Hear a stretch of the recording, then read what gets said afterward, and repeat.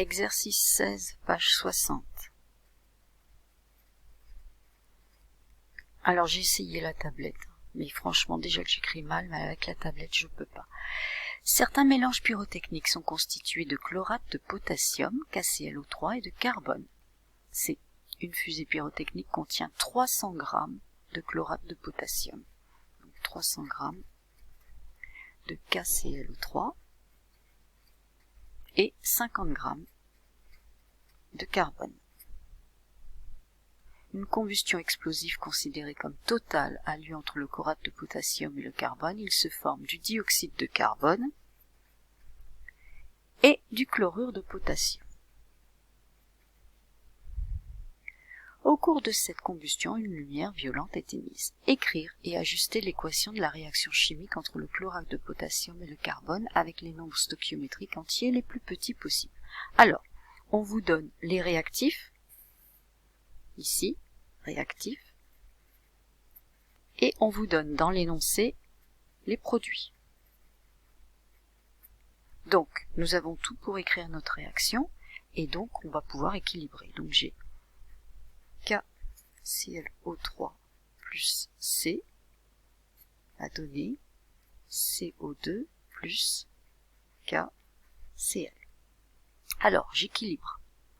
Donc déjà, ici, j'ai un K pour l'instant, Cl, Cl, j'ai 3 O ici, j'ai 2 O ici. Donc puisque j'ai 3 O et 2 O, je vais être obligé de faire une petite bidouille, c'est-à-dire qu'ici je vais mettre 3, comme ça va me faire 6 O, et là 2, comme ça va me faire 6 O aussi. Bah du coup, 2K, donc je suis obligé de mettre 2K ici. 2Cl, tout va bien, 2Cl. Je vérifie, 2 x 3, 6O, 3 x 2, 6O. J'ai 3C, 3C. Ça y est, normalement, mon équation est équilibrée. Ensuite, ça c'était la question. Calculer les quantités initiales des deux réactifs. Quantité initiale, alors ici, on parle de quantité de matière. Alors, je vais considérer que pour NKClO3, je vais l'appeler N1, ce sera plus simple. Et N de C, je vais l'appeler N2. Alors, on me donne dans le sujet la masse molaire du carbone, 12 g par mol, et la masse molaire du chlorate de potassium, 122,6 g par mol. Donc, N1, c'est égal à masse du chlorate de potassium sur sa masse molaire, c'est-à-dire 300 g sur 122,6.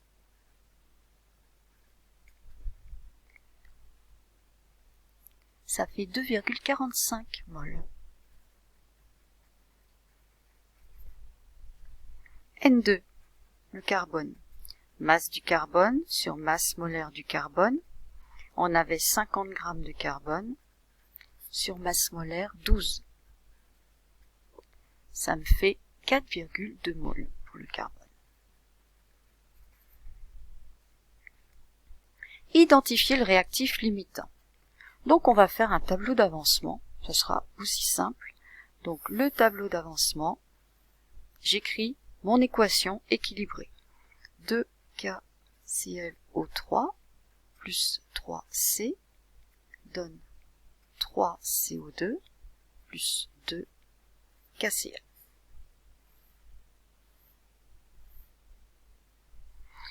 Alors, état initial, c'est quand x égale 0. État intermédiaire, c'est x. État final, ce sera le x max. Alors, état initial, l'état initial, j'ai les quantités de matière que je viens de calculer. Donc ici, j'ai N1. Ici, j'ai N2. Et j'ai encore pas fabriqué de produit.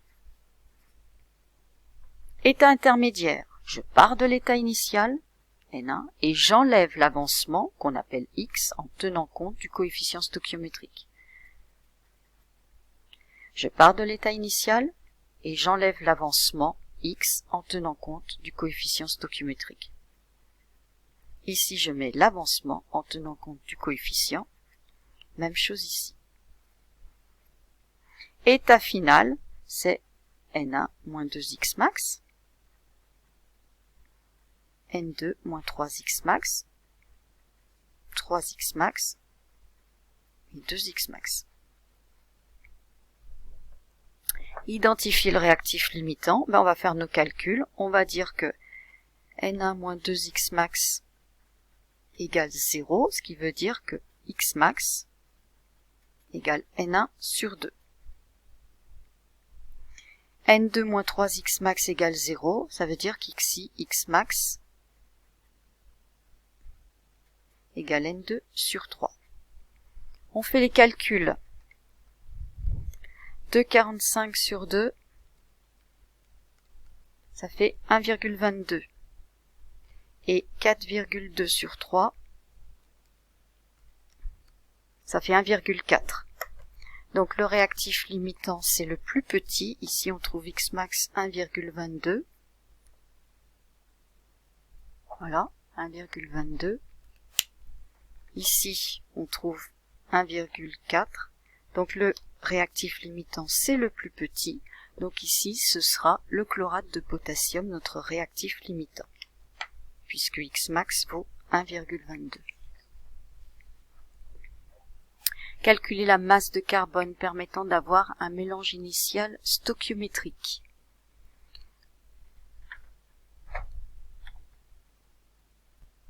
Alors, ici nous avons x max qui vaut N1 sur 2, ou x max qui vaut N2 sur 3. On a défini que x max égale N1 sur 2, 1,22, c'était le réactif limitant. On nous demande de calculer la masse de carbone pour avoir un mélange initial stoichiométrique. On a un mélange stoichiométrique si x max ici égale x max ici. D'accord? Donc, nous avons dans un premier temps x max qui est égal à N1 sur 2 et x max qui est égal à N2 sur 3. Si les deux x max sont égaux, ça veut dire que N1 sur 2 est égal à N2 sur 3.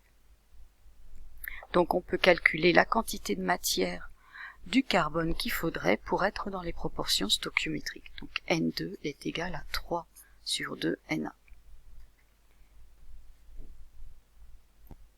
Application numérique, 3,67 mol. Connaissant la quantité de matière de carbone qu'il faut, j'ai la formule N2 égale N2 sur la masse molaire du carbone. On l'avait donné l'indice 2. Je peux déduire masse du carbone, c'est-à-dire 3,67 fois 12, 44,1 grammes à peu près.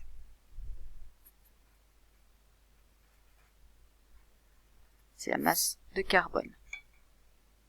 Proposez une hypothèse expliquant pourquoi il est important de veiller à ce que le chlorate de potassium soit le réactif limitant. Alors, on vous dit que le chlorate de potassium, on vous donne les pictogrammes du danger du chlorate de potassium. On voit qu'il est dangereux pour l'environnement. Donc s'il est dangereux pour l'environnement, il faut qu'il soit complètement consommé pendant la réaction, il ne faut pas en laisser. Voilà pourquoi il faut absolument qu'à chaque fois il soit le réactif limitant.